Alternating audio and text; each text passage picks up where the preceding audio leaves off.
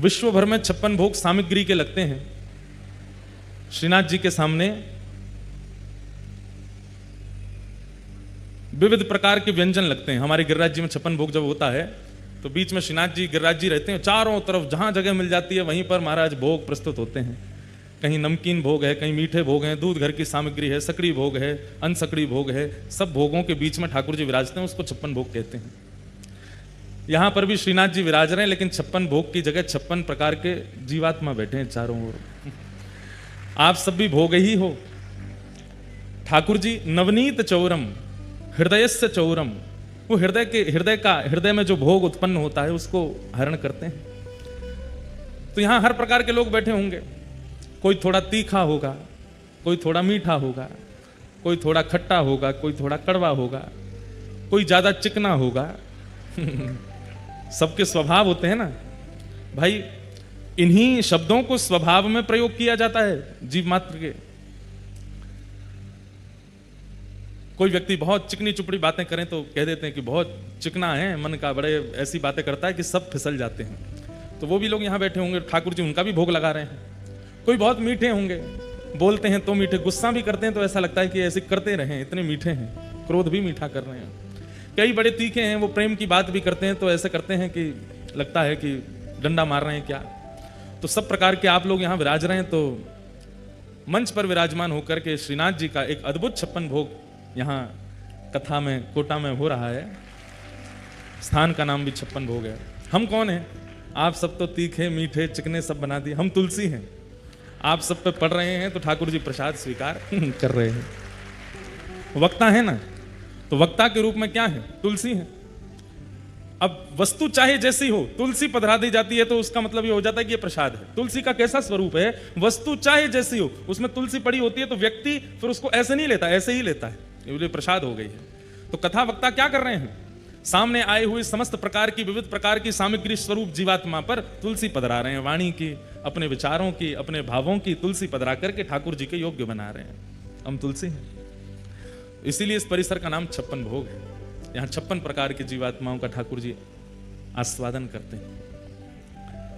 तो ऐसी कोटा की कथा, पहली बार कोटा आगमन हुआ, परंतु बहुत सुख मिल रहा है, खूब आनंद में हैं हम।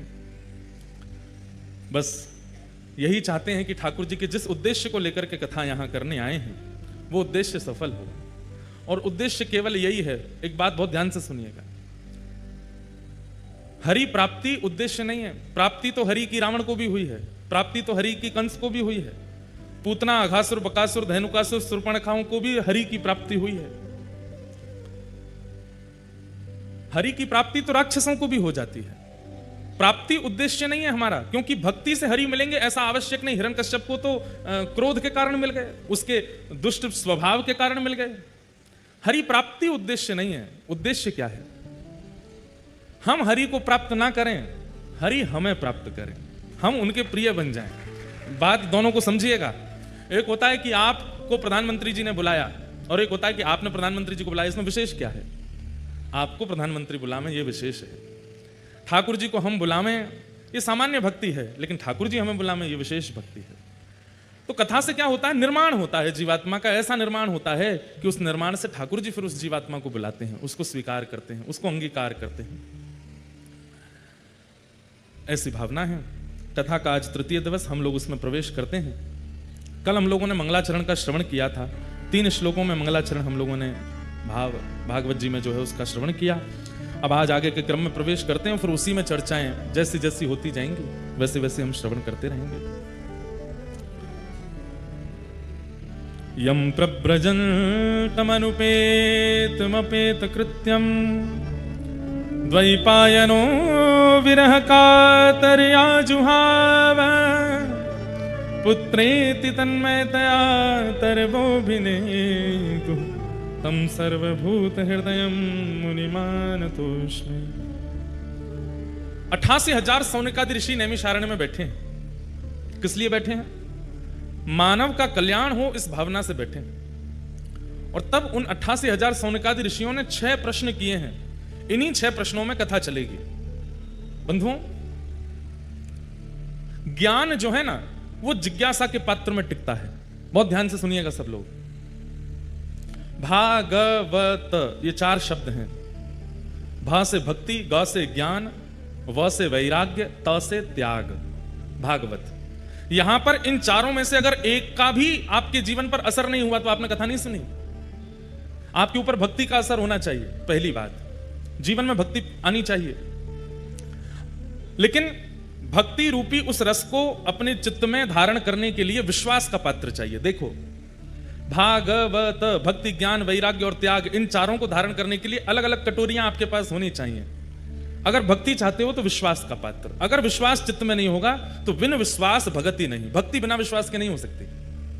मानो तो मैं गंगा मां हूं, ना मानो तो बहता पानी। भक्ति मानने से होती है, ना मानने से, बस ऐसे ही करने से भक्ति का स्वरूप नहीं होता। इसका मतलब विश्वास। श्रीमद् वल्लभाचार्य जी महाराज के श्री चरणों में सूरदास जी महाराज कहते हैं, दृढ़ इन चरणन के रो भरोसो, दृढ़ इन चरणन के रो, श्री वल्लभ नख चंद्र छटा बिन, सब जग माही अंधेरो भरोसो, दृढ़ इन चरणन के रो। विश्वास। और वो विश्वास भी कैसा? बोले दृढ़, दृढ़ विश्वास। कहां? चरणन केरो, आपके चरणों में। सूरदास जी कहते हैं, मैं बिना नेत्रों के, सूरदास कहे दुविध आंधरो, बिना मोल को चेरो। मैं बिना नेत्रों का ठाकुर जी के दर्शन कर लेता हूं, ठाकुर जी के यश का वर्णन कर देता हूं, ठाकुर जी की कीर्ति का गान कर देता हूं। इसके पीछे और मेरे पास कुछ भी नहीं है, केवल एक बात है। बोले क्या? अपने गुरु के चरणार बिंदों में दृढ़ विश्वास, भरोसा। तो भक्ति यदि जीवन में चाहते हैं तो ठाकुर जी पर विश्वास करना पड़ेगा, भरोसा। और भरोसा ऐसा होता है कि फिर कई परीक्षाओं की कसौटियां जीवन में आती हैं जब विश्वास की बात आती है। तो अगर आप चाहेंगे कि आप ठाकुर जी की भक्ति करो तो विश्वास चित्त में होना चाहिए। और जैसे ही आप ठाकुर जी पर विश्वास करना प्रारंभ करोगे कि हे नाथ, आज से मेरा आप पर अटूट विश्वास है, आप चाहे जो कर लो, उसी दिन से ठाकुर जी परीक्षाएं दुगनी कर देते हैं। ऐसी ऐसी स्थिति लाएंगे, आप संकोच में पड़ जाओगे कि ठाकुर जी मेरे संग क्या कर रहे हैं। वास्तव में उस विश्वास का परीक्षण कर रहे हैं ठाकुर जी। तो भक्ति चाहते हो तो विश्वास को चित्त में लाना पड़ेगा, लेकिन विश्वास के साथ में दृढ़ परीक्षाएं भी आएंगी जीवन में। उन परीक्षाओं में डगमगाइएगा नहीं, ठाकुर जी के प्रति अविश्वास लाइएगा नहीं। एक बार विदेश में कहीं कथा कर रहा था मैं, तो वहां एक माता जी मेरे पास आई और बोली, महाराज जी, हमारे पूर्वजों ने कहा था कि सोमवार के व्रत करने से श्रेष्ठ पति की प्राप्ति होती है। हमने कहा, बोले मैंने महाराज जी 16 सोमवार छोड़ो, 16 वर्ष की 13 वर्ष की आयु से 14 वर्ष की आयु से मैंने सोमवार के व्रत किए। अब जाकर के यहां विदेश में मेरा ब्याह हुआ। मैंने कहा तो? बोले पतिदेव हमारे खाते हैं, पीते हैं, उल्टे सीधे काम करते हैं, सारे सोमवार विपरीत हो गए। ठाकुर जी ने नेक नहीं सुनी हमारी। मैंने कहा अब आपकी स्थिति क्या है ये बताओ। बोले स्थिति क्या है, बस 24 घंटे अब तो यही प्रार्थना करते हैं, हे ठाकुर जी हमने क्या कमी छोड़ दी थी, क्या हमने गलती कर दी थी जो ऐसे प्राप्त हो गए। मैंने कहा भैया देखो, इसमें आप ठाकुर जी के व्रत को दोष नहीं दो, ठाकुर जी के नियम को दोष मत दो। कई बार हमारे पूर्व के प्रारब्ध कर्म होते हैं। अब व्यक्ति चाहता है कि मैं पैसे दे करके, जैक लगा करके, कैसे भी करके पास हो जाऊं, लेकिन पढ़ाई नहीं करी होगी तो कैसे पास होगा। ठीक वैसे ही अगर हम नियमों को, व्रतों को केवल अपने कार्य की सिद्धि के लिए करते हैं, पूर्व का प्रारब्ध तो है ना, वो प्रारब्ध किसी ना किसी रूप में तो आएगा। तो उन्होंने कहा कि तो फिर इसका मतलब तो व्रत करना ही नहीं चाहिए। मैंने कहा हम तो कहते ही नहीं है कि कभी किसी इच्छा कामना के लिए व्रत करो, निष्काम भाव से करो, ठाकुर जी के चरणों में प्रार्थना करो, जैसे राखो तैसे रहूं, जो दोगे, जैसा दोगे, जो मिलेगा, जो जीवन में सब स्वीकार है। आप जैसे मारा गिरधर लाल थारो न चायो ना चूरे, मारा नटराजा थारो न चायो ना चूरे। आप चाहे जो कर लीजिए हमारे साथ, हमें सब स्वीकार है। विश्वास का मतलब यही तो होता है। तो भक्ति विश्वास के पात्र में टिकती है। अगर चित्त में विश्वास नहीं है, भरोसा नहीं है, तो भक्ति टिक नहीं पाएगी। दूसरा, आप कहेंगे कि महाराज जी विश्वास हमारा दृढ़ नहीं हो पा रहा, भक्ति छोड़ो, ज्ञान दे दो। भागवत, तो दूसरा शब्द ग यानी ज्ञान। आप कह रहे हैं कि भक्ति के लिए विश्वास आप कर नहीं पा रहे, इससे अच्छा आप ज्ञान दे दीजिए। तो ज्ञान के लिए जिज्ञासा का पात्र। अगर चित्त में जिज्ञासा नहीं होगी तो ज्ञान नहीं टिकेगा। आप कथा में, यहां कई लोग हैं हमारे भैया सब बता रहे थे कि कथाएं सुनते रहते हैं, कभी कहीं कथा में जाते हैं, कभी कहीं कथा में जाते हैं। पूज्य हमारे पिताजी महाराज की भी कथा हुई है इस स्थान पर, 56 भोग मैदान में। एक बार मंदना परिवार के भी अंतर्गत एक कथा हुई है, भीलवाड़ा में, कहा, भवानी मंडी में, हाँ, 2004 में। वाह। तो कथाएं आप सब लोग सुन चुके हैं पहले भी, लेकिन आप मन में यह विश्वास करके और ऐसी भावना धारण करके बैठेंगे कि हम तो बहुत सुन चुके हैं, हम तो उनकी भी सुने, हम तो डोंगरे जी की भी सुने, हम तो बापू की भी सुने, हम तो उनकी भी सुने हैं। तो यहां बैठ करके आप कुछ नहीं प्राप्त कर पाओगे। मन में जिज्ञासा लेके बैठना ही पड़ेगा। भले ये व्यास जी हमसे आयु में छोटे हैं, भले ही इनकी आयु कम है, लेकिन फिर भी हमारी जिज्ञासा है कि क्या सुनाएंगे, हमें क्या प्राप्त होगा। जब तक ये भावना धारण नहीं करेंगे ज्ञान नहीं आएगा चित्त में। तो भक्ति के लिए विश्वास का पात्र, ज्ञान के लिए जिज्ञासा का पात्र। तो भा ग और फिर आता है व। आप कहो महाराज जी जिज्ञासा, हमें कोई जिज्ञासा ही नहीं है, हम इतने ज्ञानी हो चुके हैं, अब हमें जिज्ञासा नहीं है, कुछ और दीजिए। तो फिर तीसरा आएगा वैराग्य। वैराग्य के लिए अनुभव का पात्र, अनुभव को अगर आज की भाषा में कहूं तो ठोकरों का पात्र। वैराग्य उसी को हो सकता है जिसने बहुत अनुभव किया हो या बहुत ठोकरें खाई होंगी। किसी व्यक्ति को कथा सुनी है ना आपने, बुद्ध, बालक बुद्ध, जब उनका जन्म हुआ तो किसी ज्योतिषाचार्य ने कहा कि जिस दिन ये संसार देख लेंगे उसी दिन वैराग्य हो जाएगा। उनके पिता ने ऐसा योजना बना दी, परकोटा बना दिया एकड़ों में, बोले कभी संसार देखने ही नहीं दूंगा पुत्र को, कभी वैराग्य नहीं होगा। पूरा युवा अवस्था निकल गई, बाल अवस्था निकल गई, विवाह हो गया। विवाह होने के बाद जब संतान हुई तो पिता के मन में बात आई कि अब मेरे नाती हो गया है, मतलब पुत्र अब गृहस्थाश्रम में आ गया है, पत्नी बच्चों का ध्यान रखने लगा है, इसका मतलब अब इसको वैराग्य नहीं होगा। पत्नी आ गई, बच्चे आ गए, अब कैसे वैराग्य होगा। तो पिता ने कहा अब मैं कुछ दिन के लिए कहीं भ्रमण पर जा रहा हूं, और मंत्री जी आप पुत्र का ध्यान रखना, पुत्र बुद्ध का ध्यान रखना, और इनकी इच्छा हो तो बाहर घुमा लाना।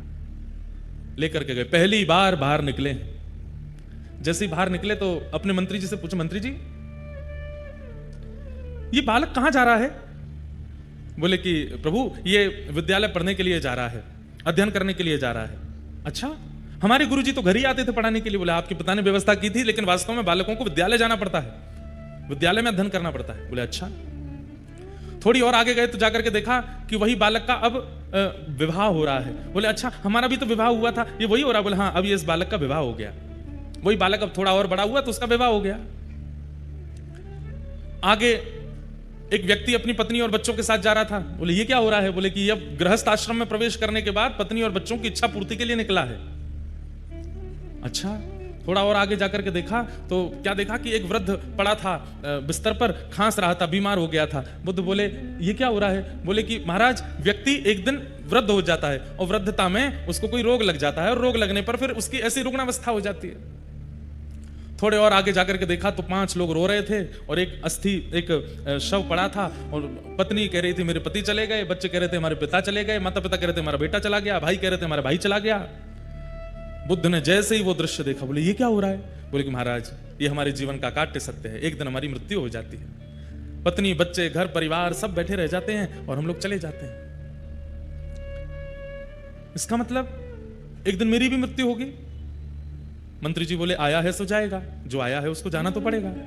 मेरे बच्चे भी ऐसे रोएंगे, मेरी पत्नी भी रोएगी, मेरे परिवार के लोग भी रोएंगे। बोले हाँ महाराज रोना तो पड़ेगा। बस उसी दिन बोले कि अगर इन सबके बीच रह करके ममत्व प्रकट करके एक दिन सबको रोता बिलखता छोड़ के जाना पड़ेगा, और मैं जाऊं उसके बाद तो सब रोएंगे, पर मेरे सामने भी तो सब जा सकते हैं, मेरे बालक भी जा सकते हैं, मेरी पत्नी भी जा सकती है, मुझे भी रोना पड़ेगा। ना मैं रोऊंगा ना किसी और को रोने दूंगा। उसी समय वैराग्य चित्त में आ गया, सब त्याग करके बुद्ध बन गए और वही बुद्ध के रूप में प्रकट हो गए। त्याग व यानी कि वैराग्य या तो अनुभव से आएगा या ठोकरों से आएगा। जीवन में जितने उतार चढ़ाव आते जाएंगे, जैसे जैसे लोग मिलते जाएंगे, उन लोगों से मिलने के बाद में आप लोगों को कई चीज का अनुभव होता रहेगा, वैराग्य आता रहेगा चित्त में। तो वैराग्य के लिए अनुभव का पात्र होना चाहिए। भाग व और अंतिम आया त्याग। वैराग्य और त्याग इन दोनों में अंतर है। बहुत ध्यान से सुनिएगा। वैराग्य किसको कहते हैं और त्याग किसको कहते हैं? वैराग्य का मतलब वस्तुओं के बीच में रह रहे हैं पर उन वस्तुओं से ममत्व नहीं है, उसको वैराग्य कहते हैं। और त्याग किसको कहते हैं? जहां पर वस्तु भी नहीं है और उसके प्रति ममत्व भी नहीं है, वो त्याग है। वैराग्य की चरम स्थिति त्याग कहलाती है। सब साधनों के बीच में रहकर के भी उनके प्रति इच्छा नहीं होती, है वैराग्य है, राग रहित वैराग्य। और जहां साधन का भी त्याग और उसके प्रति इच्छा का भी त्याग, वो त्याग कहलाता है। तो त्याग अंतिम स्थिति है। त्याग के लिए क्या चाहिए? बोलो, त्याग के लिए सत्संग रूपी पात्र चाहिए। जब तक सत्संग नहीं बनेगा, जब तक संग नहीं बनेगा, जब तक अच्छे लोगों के बीच में रहकर के भगवत चर्चाएं नहीं मिलेंगी, तब तक त्याग नहीं बन सकता जीवन में। किसी एक वस्तु का आप त्याग करना चाहते हैं, जिस वस्तु का आज तक सेवन किया, उस वस्तु का त्याग आप अपनी इच्छा से नहीं कर सकते।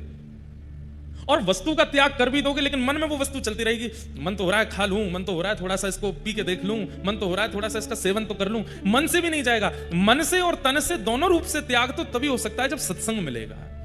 सत्संग का मतलब इसको नहीं कहते जो हम कर रहे हैं, यह भी सत्संग है, पर सत्संग के और भी कई रूप हैं। और कौन कौन से रूप हैं?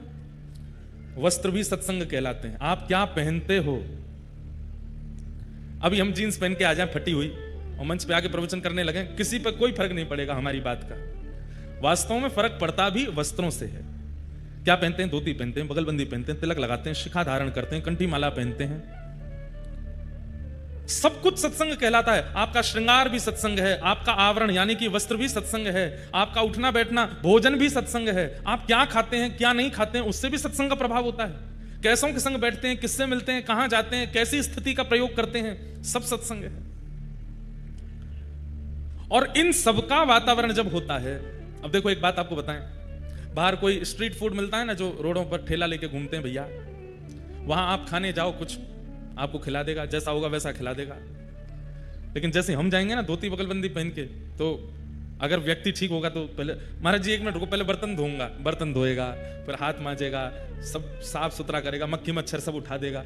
क्यों? वो जानता तो है नहीं, लेकिन केवल वस्त्रों से उसको क्या अनुभव हुआ कि कोई सत्संगी महापुरुष है, इसके लिए हमको सामान्य वस्तु नहीं कुछ विशिष्ट देना चाहिए। फ्लाइट में एयर होस्टेस आपसे नॉनवेज पूछ भी लेगी, लेकिन हमारे तो वस्त्रों को देख करके पानी ही पूछती हैं बस। ठंडा पिएंगे कि सादा, ये बता दीजिए, क्योंकि पता है भोजन तो करने वाले हैं नहीं। कैसे पता? वस्त्र भी तो सामने वाले के चित्त में कुछ प्रकट कर रहा है, तो वस्त्र भी सत्संग है, तिलक भी सत्संग है। आप अपने घर पर जब फ्री टाइम में बैठते हैं, किस आकृति में बैठते हैं, उससे भी पता चलता है कि आप सत्संगी हो कि नहीं। पड़ गए सोफा पे पांव ऊपर करके, ये सत्संग नहीं। वो बैठते भी सत्संगी का बैठना भी एक अलग रूप में होता है, उठना चलना फिरना सब कुछ उसका सत्संग बन जाता है। उससे त्याग बनता है। ऐसा व्यक्ति जो वस्त्रों से लेकर के भोजन से लेकर के संगति तक में सत्संग को निश्चित रखता है, वो व्यक्ति कभी भी किसी भी वस्तु का त्याग बिना किसी ममत्व के कर सकता है, उससे त्याग बन जाएगा। त्याग के लिए सत्संग का पात्र। एक बार एक शिकारी जंगल में घूम रहा था शिकार करने के लिए, बहुत बड़ा शिकारी। घूमते घूमते जब गया तो देखा एक गुफा के सामने से निकला, तो देखता हुआ जाता था कहीं कोई शिकार मिल जाए। गुफा में जैसे उसने झांक करके देखा तो कोई हिरण आदि तो नहीं दिखा। एक महात्मा बैठे थे, बड़ी बड़ी जटाएं उनकी, और महात्मा नेत्र बंद करके बैठ के ध्यान कर रहे थे। तुरंत अपना घोड़ा रोका और बोला कि मेरी माँ मुझसे कहती थी कि हम शिकारी हैं, हम वन में रहते हैं, हम मांस खाते हैं, लेकिन कभी भी कोई संत मिले, गुरु मिले, उससे प्रणाम जरूर करना, उससे आशीर्वाद जरूर लेना। दौड़ करके गया, महाराज जी प्रणाम, आपको वंदन करता हूं, आप इस जंगल में भजन कर रहे हैं, मैं इस जंगल का शिकारी हूं, मैं यहीं रहता हूं। महाराज जी ने नेत्र खोले, अच्छा बेटा खुश रहो। बोले अब मैं और तो कुछ आपकी सेवा नहीं कर सकता, मुझे बस ये बताइए कुछ पाएंगे, कुछ भोजन करेंगे, आप कुछ खाएंगे? नहीं नहीं बेटा, हम सब आनंद मंगल हैं, फलाहार करते हैं, फल खाते हैं, फल खा करके जीते हैं, और कभी 5-6 दिन में एक बार फल खा लेते हैं। फल खाते हैं, फल कोई खाने की चीज है? आप कहें तो मैं बढ़िया एक हिरण लेकर के आऊं, आप भोग लगाना, मुझे भी दे देना। अब संत बेचारे अब क्या बोले उसको। तो अब देखिए सत्संग का प्रभाव कैसा होता है। संत थोड़े मुस्कुराए। अब उसको ये तो नहीं कहा कि बेटा हम लोग मांसाहार आदि नहीं करते, उसको क्या बोले, तुम जो हिरण पाते हो ना, तो सामान्य है। मैं तो एक बहुत ऊंचे हिरण की खोज में बैठा हूं, जब तक वो नहीं मिलेगा तब तक आहार ग्रहण नहीं करूंगा। अरे महाराज, आप नहीं जानते, ये इतने कोस का जंगल, उसका सबसे बड़ा शिकारी हूं मैं। यहां कोई हिरण मुझसे भाग के नहीं जा सकता, शेर के चंगुल से बच जाएगा, मुझसे नहीं बच सकता। आप बताइए कैसा हिरण चाहिए आपको? महाराज जी बोले रहने दो, तुम ला नहीं पाओगे उसको। बोले नहीं नहीं बताइए। बोले लिखो कैसा हिरण है। कस्तूरी तिलकम ललाट पटले वक्षस्थले कौस्तुभम नासाग्रे वरमुक्तिकंतर तले वेणु करे कंकणम सर्वांगे हरिचंदनम सुललितम कंठे च मुक्तावली गोपस्त्री परिवेष्टितो विजयते गोपाल चूड़ामणि। बोले जिस हिरण की आश में मैं भूखा बैठा हूं, वो हिरण कस्तूरी का तिलक लगाता है। शिकारी बोला कस्तूरी तिलक लगाता हिरण? मैंने ये तो सुना कि कस्तूरी उसकी नाभि में होता है, पर उसका चंदन बना करके अपने माथे से लगा के घूमता है। ये हिरण तो पहली बार देखा सुना। बोला हाँ, वो कस्तूरी का तिलक लगाता है।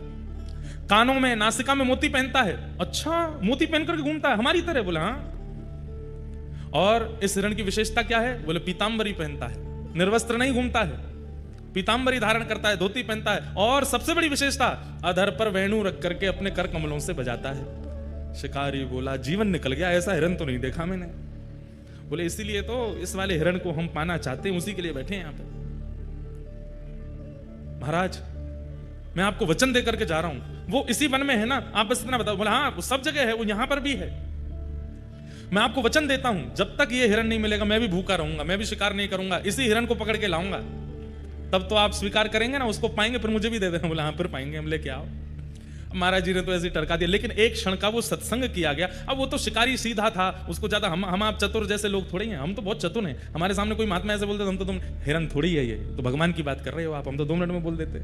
लेकिन बेचारा सीधा बोला ठीक है मैं अभी जाता हूँ। निकल गया, दिन रात पहाड़ों में, नदियों में, तालाबों में, पोखरों में, सघन वन में जाता है और केवल ढूंढ रहा है तिलक लगा करके वंशी बजाने वाला, पीतांबरी पहनने वाला हिरण मुझे मिले। 1 दिन 2 दिन 3 दिन 5 दिन बीत गए। भूख के कारण व्याकुल होने लगा, मुख सूखने लगा। अब तो बस सामने से हिरण निकलते हैं तो उसको इच्छा तो बहुत होती है कुछ खा लूं, लेकिन सोचता है मेरे गुरुजी भूखे हैं, मैं कैसे पाऊं? जब तक वो हिरण नहीं मिलेगा तब तक नहीं जाऊंगा। 7 दिन बीत गए, प्राण जब निकलने को होने लगे, आंखें खुलनी बंद हो गई। अब स्थिति अपने वश में नहीं थी। ठाकुर जी उसके भाव पर रीझ गए। बोले बताओ, हमको ढूंढ रहा है, भूख प्यास से व्याकुल होकर के हमको ढूंढ रहा है, हिरण के रूप में ढूंढ रहा है। इतने में ही मोर मुकुट धारण किए, कानों में सुंदर मोती धारण किए हैं, नाक में सुंदर मोती पहने हैं, पीतांबरी पहने हैं, ललित गति विलास वल्गुहास, टेढ़ी मेढ़ी चाल चलते हुए सघन वन से वेणु का नाद करते हुए कस्तूरी की सुंदर सुगंध आने लगी, चंदन की सुगंध आने लगी। तभी देखता है कि सामने से नीलांबर ठाकुर जी पीतांबरी पहन करके वेणुनाद करते हुए, मोर पिच्छ का मुकुट धारण करते हुए, उसके सामने अधरों पर वेणु धारण करके मधुर स्वर से वेणु बजाते हुए आ रहे हैं।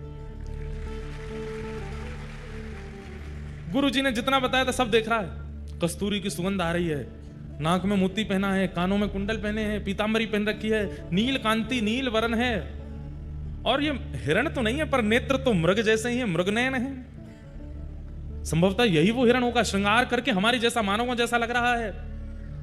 तुरंत प्रसन्न हो गया, वो मिल गया हिरण। अब क्या करूं, कैसे पकड़ूं? तो जैसे हिरण को पकड़ता है चुपके से, वैसे ही ठाकुर जी के पीछे धीमे धीमे चल रहा है, और हिरण पकड़ने वाला जाला हाथ में लेकर के चल रहा है। ठाकुर जी मधुर मधुर स्वर से वेणु बजाते हुए गजगामिनी चाल से आगे चल रहे हैं, पीछे पीछे वो शिकारी चल रहा है। जैसे ही देखा मौका है, तुरंत जाला फेंका, ठाकुर जी को उसमें बंदी बनाया। पकड़ लिया पकड़ लिया पकड़ लिया, आ गया मेरे चंगुल में।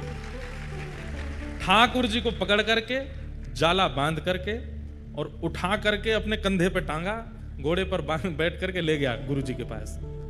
सप्ताह बाद गुरुजी बाहर से चिल्लाने लगा गुफा के भीतर से। संत बोले फिर से आ गया। अरे जल्दी बाहर आइए, बहुत मचलता हुआ हिरण है ये, बड़ी मुश्किल से पकड़ करके लाया हूं, 1 सप्ताह लग गया गुरुजी, पेट में चूहे दौड़ रहे हैं, जल्दी बाहर आओ। संत बोले पता नहीं किसको पकड़ लाया होगा, देखता हूं। बाहर जाकर के देखा तो मुरली मनोहर श्याम सुंदर कंधा पे बैठे हैं उसके, जाले में बंद होकर के, बिल्कुल ऐसे हो गए। जैसे ही ठाकुर जी को देखा, गुरुजी तो वहीं मूर्छित हो गए। शिकारी दौड़ करके गया, बोले गुरुजी होश में आओ, पानी वानी डाला। जैसे तैसे होश में आए। शिकारी बोले गुरुजी आप ठीक हो? बोले मैं ठीक हूं बेटा। वो कहां है हिरण? बांध रखा है मैंने पेड़ से, भाग जाएगा, जल्दी करो, अग्नि चेताओ, भोग लगाओ आप, फिर मैं भी पाऊंगा। अरे पगले खोल इनको। खोलूंगा नहीं, एक हफ्ता बाद मिला है। गुरु जी के नेत्र सजल हो गए, तुरंत कहा, बोले प्रणाम करो, साक्षात परमात्मा है, ये ईश्वर हैं, यही वो हिरण्यगर्भ हैं जिनकी इच्छा मैं रखता हूं। शिकारी तो प्रसन्न हो गया, दंडवत प्रणाम किया। ठाकुर जी ने उसको भी आशीष दिया, गुरु जी को भी आशीष दिया। सत्संग त्याग करवाता है। भक्ति, ज्ञान, वैराग्य और त्याग, भागवत।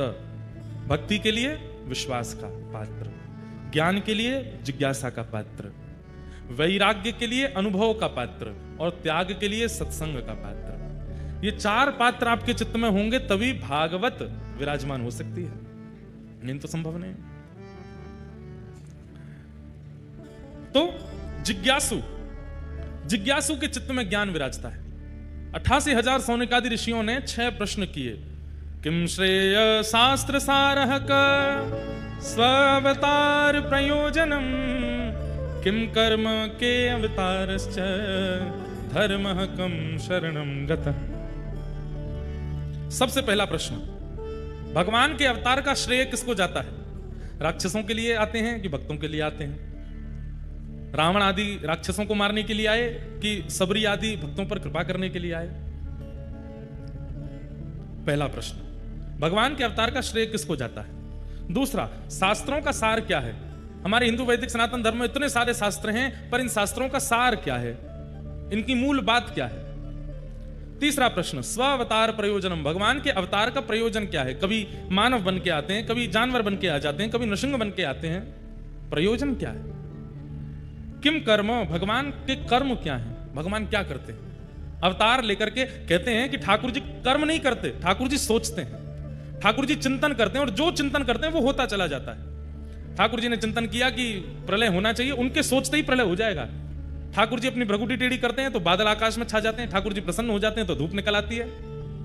ठाकुर जी के चिंतन से सब कुछ होता है, तो जिनके चिंतन से सारी क्रिया क्रियान्वित हो जाती है, उनको कर्म बंधन कैसे हो सकता है? तो वो कर्म क्या करते हैं आकर के? किम कर्म के अवतारश्च, भगवान के अवतार कितने हैं? 10 हैं, 24 हैं, कितने हैं? और फिर अंतिम प्रश्न किया, भगवान धर्म की स्थापना करके वापस चले गए अपने धाम को, तो जिस धर्म को ठाकुर जी स्थापित करके गए, भगवान के जाने के बाद उस धर्म का क्या हुआ, वो किसके पास गया? ये 6 प्रश्न हैं, और इन्हीं 6 प्रश्नों में अब कथा चलेगी। सौनकादि ऋषियों ने पहला प्रश्न किया कि भगवान के अवतार का श्रेय किसको जाता है? सीधा उत्तर है, राक्षसों को मारने के लिए ठाकुर जी नहीं आते। वाल्मीकि रामायण में एक प्रसंग में ठाकुर जी कहते हैं, अगर मैं चाह लूं तो रावण का जन्म ही नहीं होगा, अगर मैं चाह लूं तो वैकुंठ में बैठे बैठे रावण का वध कर सकता हूं, लेकिन वैकुंठ में बैठे बैठे सबरी की हृदय की इच्छा पूरी नहीं हो सकती, उसके लिए तो मुझे आना पड़ेगा, उसके लिए तो मुझे प्रकट होना पड़ेगा। राक्षसों का वध वैकुंठ से हो सकता है, लेकिन भक्तों की मनवांछित इच्छा वो वैकुंठ से पूरी नहीं होगी, इसलिए भक्तों के लिए ठाकुर जी आते हैं। पहले प्रश्न का उत्तर, भक्तों के लिए ठाकुर जी आते हैं। वास्तव में तो बंधुओं अब पुकारने वाला नहीं है, अब बुलाने वाले बच्चे नहीं है, इसलिए ठाकुर जी आ नहीं रहे, नहीं तो आज भी ठाकुर जी प्रकट हो सकते हैं। उस भावना से, उस इच्छा से। सबसे बड़ी बात है कि भक्त के चित्त में सबसे श्रेष्ठ स्वभाव क्या हो जिससे ठाकुर जी आवे? भोलापन। हम लोग भोले नहीं हैं, हम लोग सरल नहीं है, सहज नहीं है, इसलिए ठाकुर जी आते नहीं। सरलता ठाकुर जी को सबसे प्रिय है। जितने सहज, जितने सरल, जितने, मैं कथाओं में कहा करता हूं, जितने चतुर बनोगे संसार को उतने अच्छे लगोगे, और जितने सरल बनोगे ठाकुर जी को उतने बढ़िया लगोगे। जितने चतुर बनोगे, क्या आता है आपको? बोले सर्वगुण संपन्न है, चाय बनवा लो, पकौड़े तलवा लो, कचौड़ियां बनवा लो, गाड़ी चलवा लो, कपड़े धुलवा लो, पढ़ाई करवा लो, दूसरों को पढ़वा लो, नाच करवा लो, गाने गवा लो, किसी भी काम में पीछे नहीं है। ऐसे लोग संसार को बहुत प्रिय होते हैं, लेकिन एक गुण है अंदर, पर वो एक गुण भी केवल ठाकुर जी के लिए, तो ठाकुर जी को बहुत प्रिय है, ठाकुर जी को अति प्रिय है। सीधी बात, जो सरल है, सहज है, सीधा है, ठाकुर जी को बहुत अच्छा लगता है। हम तो यही कहते हैं कि नित्य ठाकुर जी से प्रार्थना करो, बाकी सब तो आप स्वयं कर सकते हो। अपने कर्म बंधन से अपने कर्म बंधन खोल सकते हो, अपने कर्मों से सब कुछ निर्माण कर सकते हो। ठाकुर जी से प्रार्थना करो कि हे नाथ, मुझे तो आप सीधा बना दो, सरल बना दो, सहज बना दो। मैं बहुत चतुर हो गया हूं, बहुत चतुराई मेरे चित्त में आ गई है, ये खाली मन बैठा बैठा कुछ ना कुछ सोचता ही रहता है। ये मन बड़ा चंचल है, कैसे तेरा भजन करूं, ये मन बड़ा चंचल है। कैसे तेरा भजन करूं, जितना इसे समझाऊं, जितना इसे समझाऊं, उतना ही मचल जाए राधे तेरे चरणों की। गर धूल जो मिल जाए राधे तेरे चरणों की। ओ श्यामा तेरे चरणों की।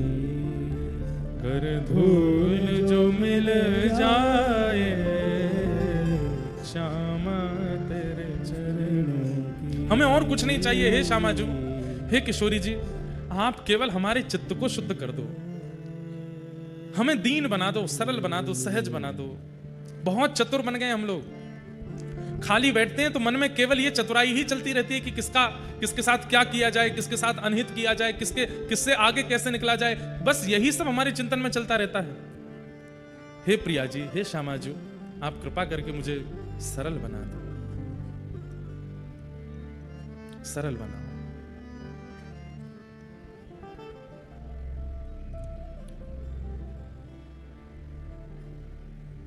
श्यामा जू मोहे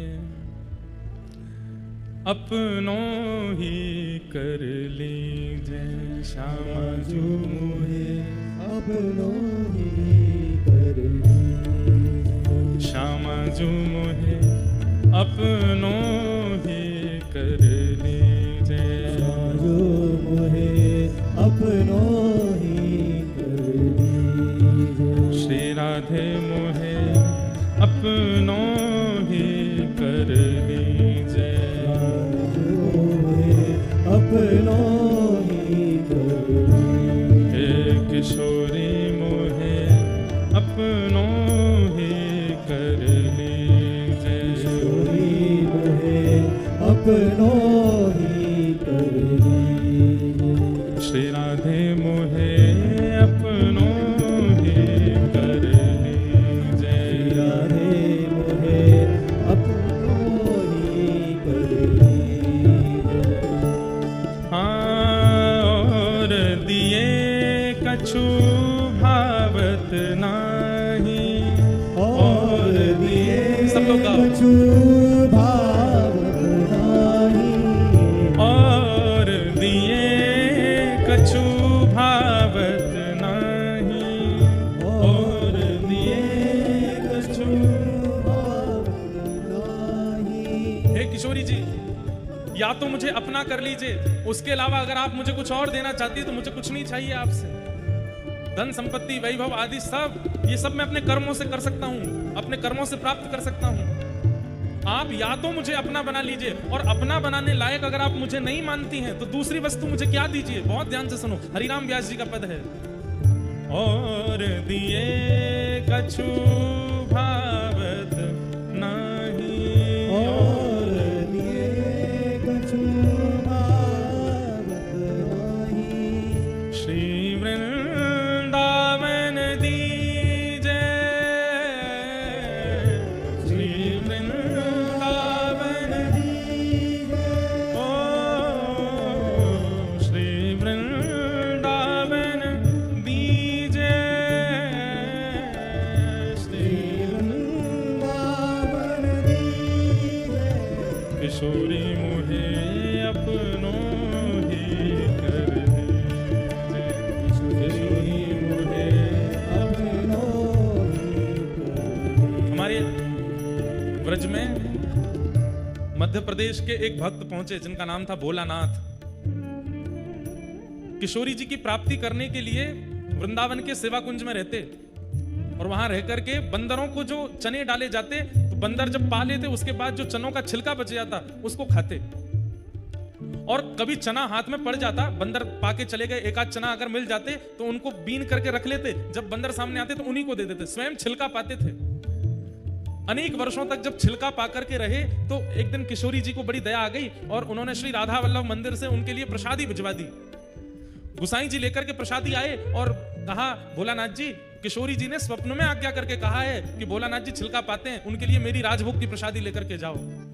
ये सुनकर के भोलानाथ जी इतना रोए, इतना रोए, इतना रोए, और रोए तो रोए, किशोरी जी के ऊपर नाराज हो गए। क्यों? हे किशोरी जी, आपको मेरे पेट की पीड़ा दिखाई दे गई, मेरे हृदय की पीड़ा नहीं दिखाई दी। मैं छिलका खा रहा हूं, उसके लिए आपने अन्न मेरे पास भेज दिया, पर मेरा हृदय आपको देखने के लिए, आपके चरणों की प्राप्ति के लिए इतना व्याकुल हो रहा है, हृदय की पीड़ा आपको दिखाई नहीं दी। अरे वही दिखता है जो विशेष होता है, इसका मतलब मेरे पेट की पीड़ा विशेष दिख रही है, इसीलिए आपने आज अन्न सामग्री भेज दी, मेरे हृदय की पीड़ा नहीं दिखाई दी। अब मैं और रोऊंगा, अब मैं और पुकारूंगा, ताकि मेरे हृदय की पीड़ा आपको दिखाई दे, और अगली बार आप भोजन का थाल ना भेज करके स्वयं पधारो यहां पर।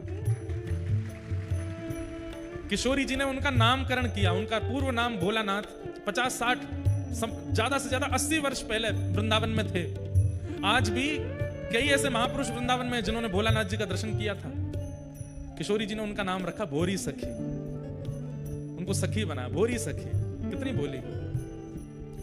हे श्यामाजू, हमें आपसे और कुछ नहीं चाहिए, या तो आप अपना लीजिए, और आप अपनाना नहीं चाहती हैं, हमें इतने योग्य नहीं समझती, तो कम से कम वृंदावन वास तो दीजिए, वृंदावन दे दीजिए, आपके चरणों में पड़े रहेंगे, बस इसी से आनंद हो जाएगा। बंधुओं, ये आचार्यों की वाणी है, गाइए और व्यासपीठ के सन्मुख गाइए, क्या पता किशोरी जी सुन लें। और दिए कछु मांगत नाही, और दिए कछु मांगत नाही, और दिए कछु भावत नाही, और दिए कछु भावत नाही। श्री वृंदावन दीजे, श्री वृंदावन दीजे, ओ श्री वृंदावन दीजे,